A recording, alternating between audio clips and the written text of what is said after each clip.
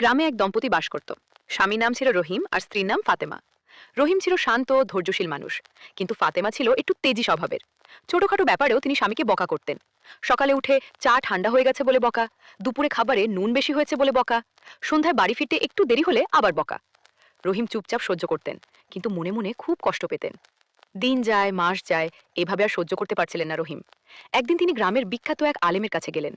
আলেম সাহেবকে পুরো ব্যাপারটা খুলে বললেন এবং জিজ্ঞাসা করলেন, হুজুর, এর কোনো সমাধান আছে? আলেম একটু হেসে বললেন, বাবা, সমাধান খুব সহজ। যখন তোমার স্ত্রী তোমাকে বকতে শুরু করবে, তখন মনে মনে ভাববে, সামনে একটা খ্যাপা কুকুর এসে ঘেউ ঘেউ করছে। কুকুর তো আর বোঝে না কি বলছে, শুধু ঘেউ ঘেউ করে। তুমি তাকে কিছু বলবে না, চুপচাপ শুনে যাবে। দেখবে তোমার মন শান্ত থাকবে। রহিম এই উপদেশ মনে প্রাণে গ্রহণ করলেন।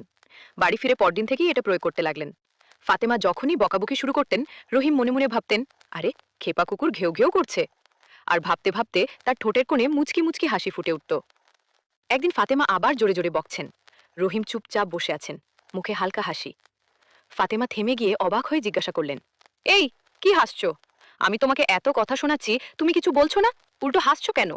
কাঁদছি নাকি আমি? রহিম আর ধৈর্য রাখতে পারলেন না, হেসে ফেলে বললেন, না না, কাঁদছো না। আমি ভাবছিলাম, তুমি যখন এভাবে বকো, তখন মনে হয় সামনে একটা খেপা কুকুর এসে ঘেউ ঘেউ করছে।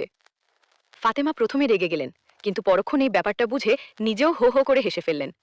তারপর থেকে তিনি একটু সংযত হলেন, আর রহিমের মনও শান্তিতে থাকল। দুজনের সংসারে আবার হাসি খুশি ফিরে এলো।